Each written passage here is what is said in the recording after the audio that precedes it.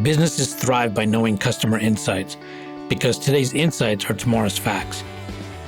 At iResearch, we live and breathe insights. And despite searching high and low, we were unable to find a customer insights podcast that answers one of the most important questions in business. Why do customers do what they do? So we launched one. Hi, I'm your host, Darshan Mehta. On this episode, I'd like to talk with Nikhil Jain. He is the co-founder and chief marketing officer at Mealawe. Mealawe is redefining online delivery, bringing fresh, tasty homemade food to your doorstep.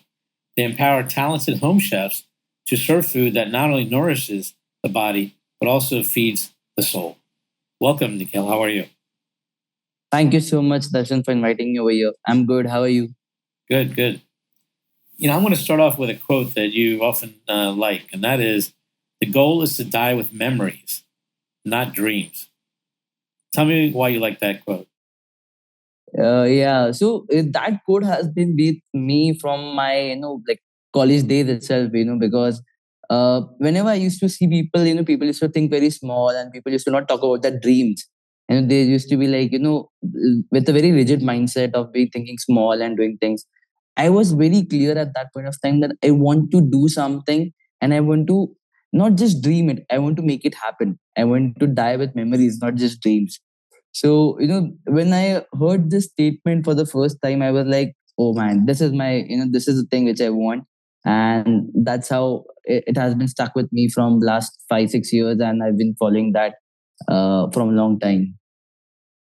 So I'm curious, what other aha moments have you had in your personal life that have put you on this path to appreciate this quote, as well as what are you doing to, make this quote be a reality for you?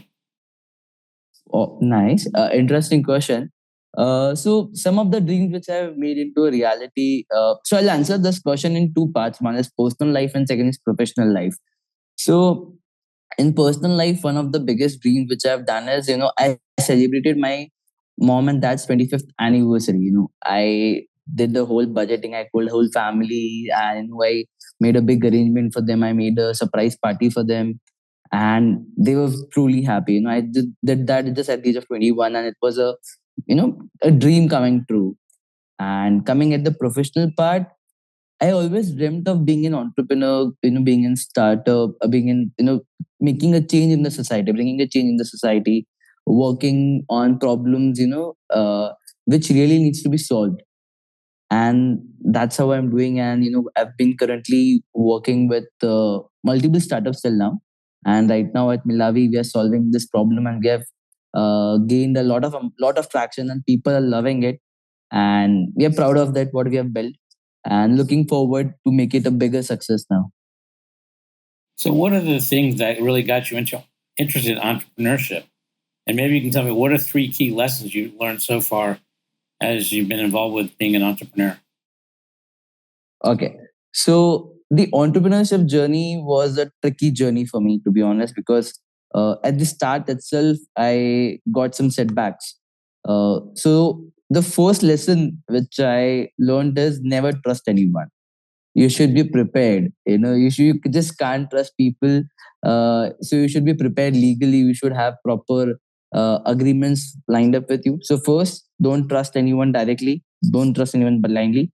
Second, keep everything documented. So, once you keep the things documented, you have a very clear plan and clear vision of what you want and how you're going to achieve it. Otherwise, there's only a lot of bubbles going in your head and you don't have the clarity, right? And the third most important is consistency and passion. That is the key. If you are not consistent, if you're not passionate enough to solve that problem or do something, you won't achieve the success, Though you will regret your life otherwise. So yeah, these are the 3 main lessons which I think. I think the first one you mentioned is quite interesting because I think you're drawing the distinction. When you say don't trust anybody, I think what you're really saying is friends are one thing, business is another thing. And you really need to get things in writing, anticipate all the options of not doing well, not only doing well, but perhaps doing not so well, and what are the exits and everything. And I think when you say don't trust them, I'm going to modify a little bit. you can trust, but you definitely have to verify and confirm, because ultimately you are going to end up trusting your employees, right, to deliver your product. Yeah, of course. So right. Don't trust blindly. If you should trust people. Business works on trust. But don't trust blindly. At the start itself. Once there's a proof of concept, let's say proof, that you can rely on that person, or that person is good. Because initially at the start, if you don't know that person, you cannot judge that person, what the true personality is, or the true colors of that person. So I'm just like, don't trust anyone blindly. Of course, business runs on trust, and we have to trust our employees, we have to trust our co-founders, we have to trust, how everything goes. Yeah, that's it. So you said you love to decode things. I'm curious, what led you to have a love for decoding? And when you talk about decoding, are you talking about in business, technology, research? Tell me a little bit more about why you love decoding and how you got a passion for decoding. Yeah. So I'll tell you, like being a Jain person, being coming into from Marwadi family, the Banya. So, from childhood, we have been taught, about business terms, and we, play with numbers and finance. So I was a bright student from my school days. I was a topper in my school, like cracked JE Advanced and mains also. And now I'm a computer engineer by profession. But during this whole journey, there were small things which used to make me curious. How these brands work, how these brands work on user psychology. They'll save tons of money, just by doing a small change, and you will not ever even recognize it. There are a lot of case studies which come up with, for example, in FMCG industry, what those companies does is they just change the packaging size with little bit variation, and they save tons of money, right? So how they do it, what happens in the business, what are the business models which through which you can come up and change the revolution, bring the revolution. So all these things, when you decode those stuff, when you research, it gives a kick to me, that this is totally new thing, or this is the thing which, and to implement it in my real life also with the startups I'm working on, with my own startup. So decoding is really cool thing, I would say, because you decode not just at the bottom level, but at the top level also, at the grassroots level also, at the how exactly the person is thinking and what strategies they are using. So yeah, that's it. You mentioned curiosity. I'm curious, how important would you say curiosity is? And perhaps you can give me an example of curiosity and how it really benefited you in an example. Okay, very nice question. So curiosity. eh, So what happens when you're choosing a career? You're totally confused. You don't know which career to choose, and that's where curiosity takes a big play. So for example, in my life, when I started my entrepreneurship journey, I was totally in the path that which career path should I choose? Which domain I should enter into, ed tech or food tech, or what things. So the curiosity of learning those domains, understanding, and having a passion to learn about them, that helped a lot. So, and that's how we enter into food tech industry. Before this, I was also working in tech, a social community platform. And the dynamics, how this industry works, how this domain works, the curiosity about them. For example, how Zomato is making loss being after being such a big company, why Swiggy is making losses after being such a big company, right? So all these questions and all this curiosity, brings changes your perspective about a new industry, gives you a new perspective, and that's how we learned about this, and we launched Mealawe, and we are going good in that sense. So tell me about the inspiration of what led you to start Mealawe. And also, if you can explain to us, what exactly is Mealawe? Yeah, so I'll go with the second question first. So Mealawe is actually a food marketplace, a platform. We have an application launched on Play Store and App Store, and we have already crossed 25,000 organic users in just last few months. And so now, whenever you order food from any other food marketplace or app, the food is delivered from nearby cloud kitchen or restaurant. But again, what happens is that the food is not much healthy. The curries, being preserved over there. Its packaging is plastic and all those stuff, right? So what we did is we wanted homemade food, home cooks to empower them. So through Mealawe, when you order food, you get food from home cooks, home chefs. So you can order homemade food at your doorstep and with an eco-friendly packaging. So our USP is fresh, healthy, homemade food. It's pocket friendly. It's 30% cheaper than other platforms, and it's eco-friendly. And also, you empower women. Our vision is healthy India and empower women. We want to make sure that every individual of India, you know have healthy homemade food. And at the same time, this creates an opportunities and employment for the housewives also. So in India, uh, like I guess you would many of the people don't know that 69% of women are not financially independent. 69%. So this is a big figure in India, and that's why we are, so all those women we are trying to empower them through this platform and working at their home and doing thing which they love, cooking food. Right? So that's how we are doing, and that's what Mealawe is, and how we started. So homemade food has always been a pain point for us. We are three co-founders. So our founder, he's a food lover, and even so he had traveled to multiple places all over the India and internationally also, US, everywhere. And everywhere at the end, there used to be the same problem. He used to miss homemade food because if you have outside food also, 1 day, 2 day, 3 days is fine. Fourth day you will become ill. Your stomach will be upset, right? So there was a craving for homemade food which was uh, going on and increasing day by day. And that's how we realized this is a big market. And from now, as a generation is being more health conscious, this is the right time to start, right? Because and creating an opportunities for them. So that's how we thought about this. We came together and we started Mealawe. So, two questions. How did you get to 25,000 users in 2 months? But also, how do you ensure and maintain quality of the food? Very nice. So first, I'll go with the second question first. So what we do is when we onboard the kitchens, it's a it's a long process, right? So whenever we get the lead of the kitchen, our operations manager calls them, explains them thing, and then we have 11 parameters, 11 checklist, right?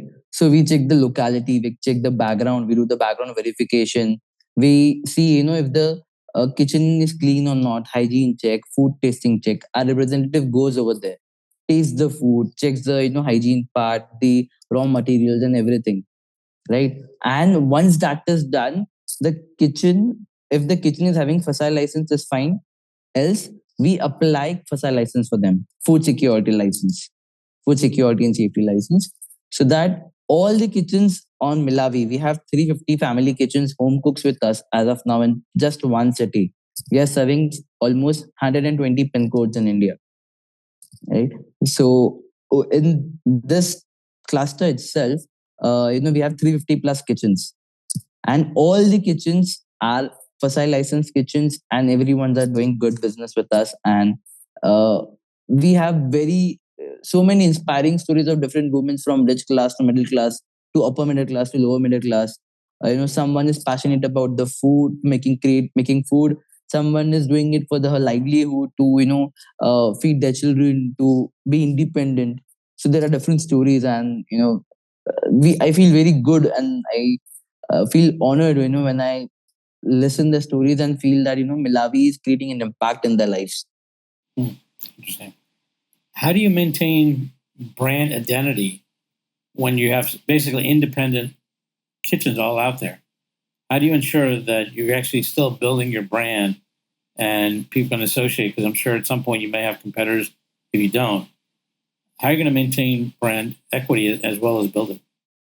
Okay, sure.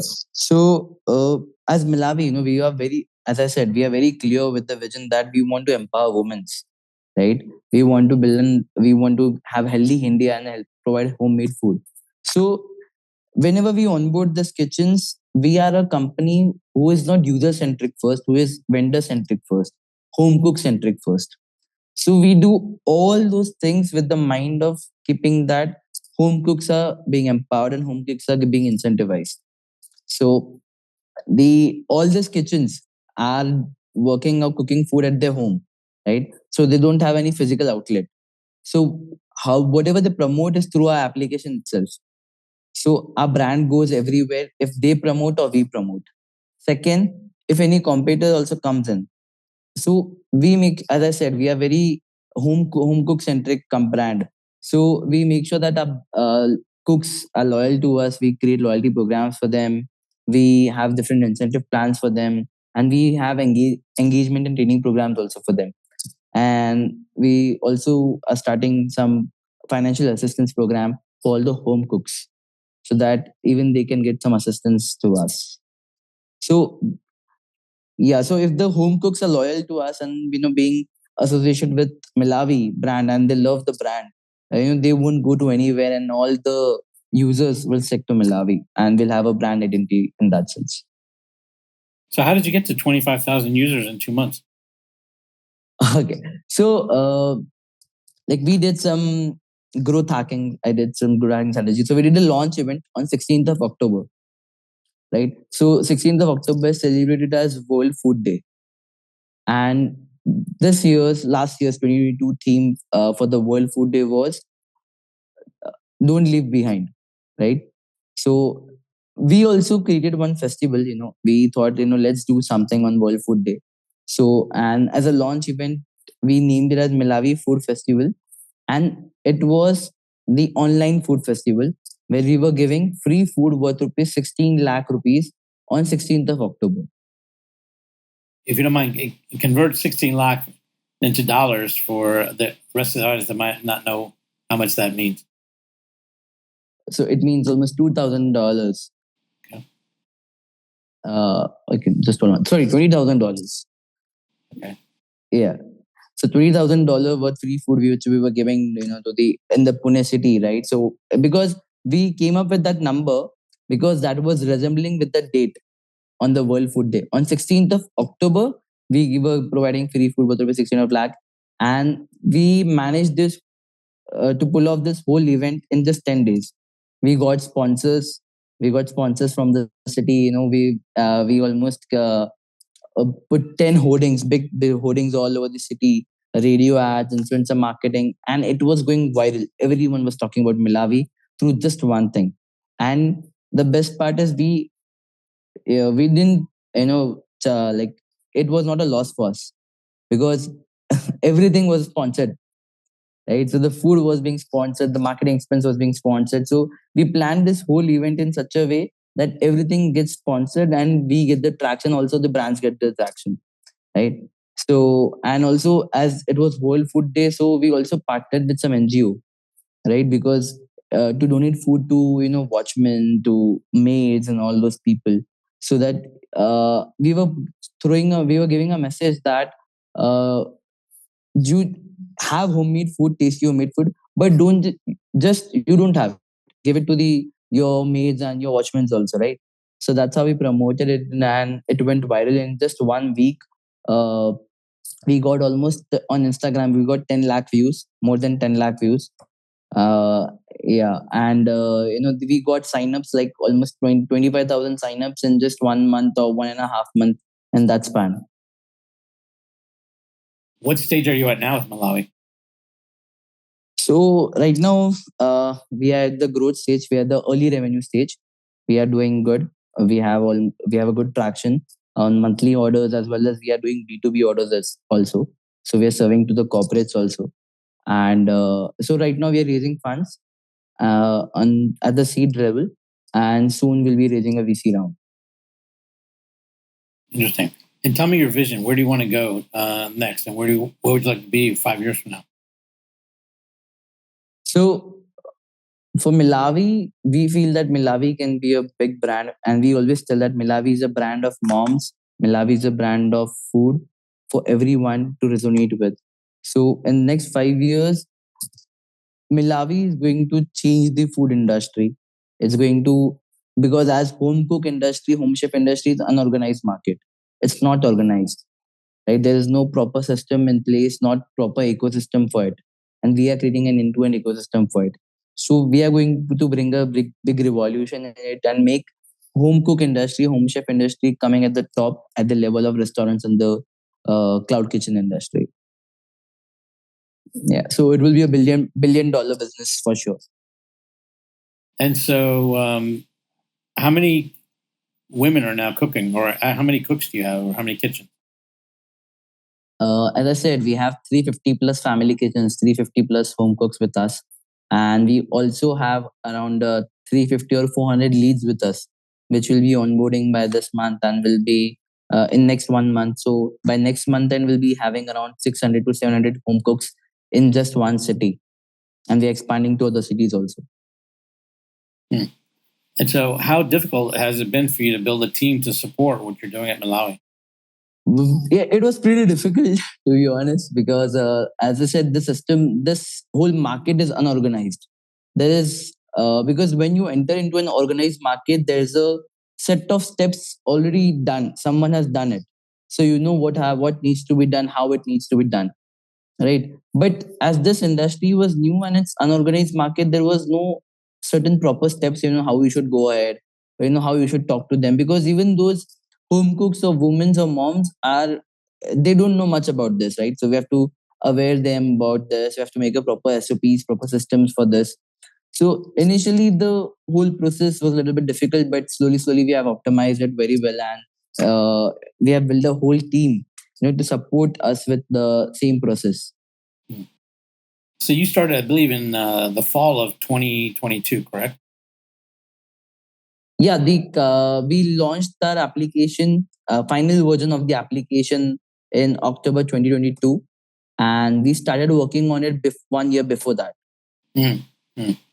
Interesting. And so tell me, what are some of the ups and downs you've had, and how did you overcome them? Okay. So there were a lot of ups and downs in business. You always feel like, because as you're working, so you feel that like you have achieved one target and suddenly the target just vanishes, so and then again it comes and it vanishes. So there has been some time that, we thought that we have just cracked this thing and it goes away. And then we put again more efforts, we wait for more 1 2 days and it again goes away. So, that part, that 1 week, that 10 days, were a lot difficult or very exciting, you can say, first, because we learned a lot. We understood, that how things work. So kitchen's onboarding, to make aware all those home chefs, how we should work and how make things was a little bit hard at the start. But then, as I said, we have built a system for it. We have built a proper SOPs and proper training programs. So now this has been streamlined and it's going very smooth. The other part which also comes is delivery. Delivery is a big issue because in rainy season majorly, because if it's raining, the delivery boys are stuck somewhere, the food gets cold or the packaging might get just spoiled. Right? So rainy season delivery is a little bit challenge for all food delivery partners all around the globe, especially in India. So even that's a challenge, but as I said, we have built a special packaging. So what we have done is we don't serve food in plastic. We have created special paper packaging containers branded with Mealawe branding proper. And those containers are microwavable. So if the food is cold, right, you can just put it in microwave and make it hot. Right? So we serve all our food materials goes into those paper containers, food items. And whenever a person is having it, whenever he receives it, he enjoys it because it's a totally new feeling. The packaging is not spoiled. The packaging is very well maintained. It's paper container, it's not plastic. Because again, hot food reaction with plastic is carcinogenic in nature. It causes cancer. The reaction between whenever you put something hot, a steam, a steam reaction with the plastic or the foils which you use in the market, that is cancerogenic. It causes cancer. So we were very clear at the start that we don't want to do that. So we avoided that and we came up with this packaging solution, and that's how we have been going. So I'm curious, if you were to talk to a younger Nikhil Jain, let's say maybe 5 years younger, what advice would you give that Nikhil Jain based on what you've learned now? I would say to him, don't run for perfection. Just start and make it better every day. Anything else? Yeah, but this is the major thing. And also I would say him that just go with the flow. You just keep that dreams in the mind and you will achieve it, because uh, the ladder of success is defined for you. You just have to walk towards it. And have you learned some ways to listen to or observe clues that help you guide you in this path you're talking about that you have? um so you are saying You're that talking about this I ladder, right? This ladder that is there. You stick on the path. Have you? Because I think sometimes people say, "Should I go this direction?" But I think what you're saying is you kind of see what's going on, but you also have an intuitive sense of which way you should be going. And I'm trying to understand, how have you learned to balance that? Yeah. That's a total challenge, but uh, once you have to believe, you have to go with your gut, so there's always a feeling, some decisions might be easy or might be more lucrative or incentivizing for you at the start, but those decisions are not that good at the end, but there are some other decisions, who might not be that good at the start but are very much fruitful at the end. That's how entrepreneurship journey goes. So you have I believe that you have to go with the gut. You have to analyze everything, proper pros and cons, and see what do you want. After 5 years, how do you see yourself? I always ask myself that how I see myself after 5 years, that I should not be regretting my decision, that agar मैंने ये किया होता, I wish I could have done this thing, at the start of 5 years before. So I don't want to do that. So I just go with the gut and I don't want to blame anyone else. It has to be my decision. It has to be me. And that's how I go. You also founded another company called Vibrancy. Tell me what that was, and how did that help you on this path to start Malawi? So Vibrancy was a social media community application which we were building, So there was a lot of boom around social media, but again, what happens is at the end you end doom scrolling it.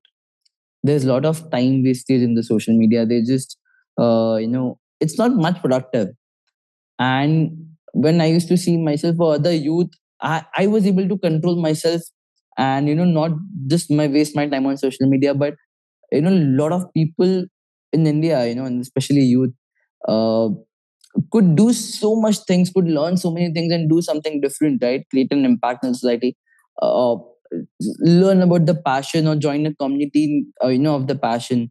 But they're not able to because they're just stuck in that doom scrolling. They are not able to find the right persons whom they can vibe with. So the idea behind Vibrancy was to build a passion communities around every passion, and not multiple communities, but just about around one passion, only one main community where everyone comes around, and you can use filters and you can have content, you can connect with people, offers everything at one place, so that you follow your passion, you learn, try to scale.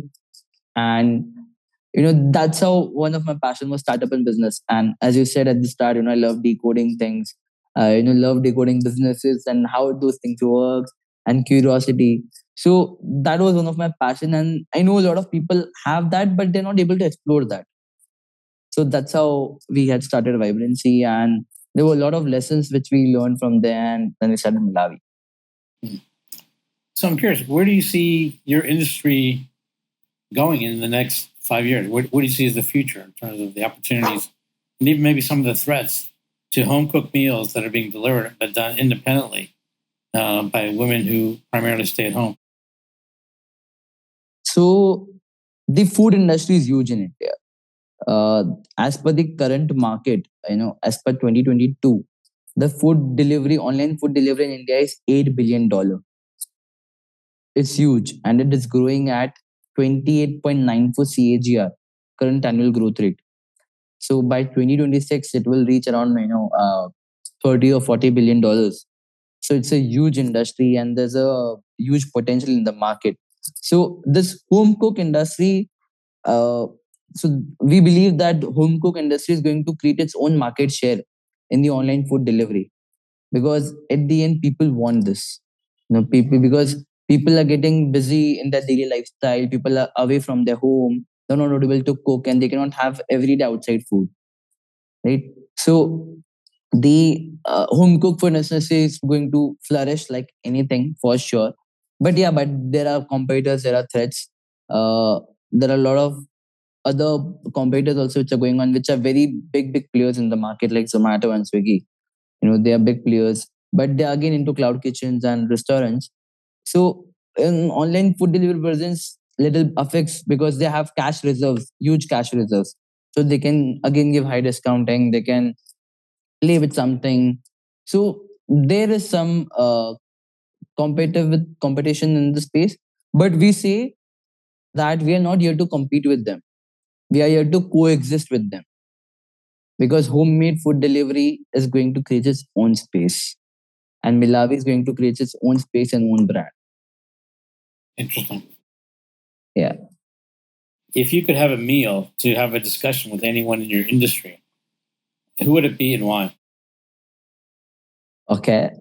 So in my industry, in food tech industry or general? Let's do both. We'll do food tech first and then general. Okay. So in food tech industry, I would like to go with the co-founders of Rebel Foods. They started with one small brand, of cloud kitchen, and they have established 15 plus brands all over India with a big presence.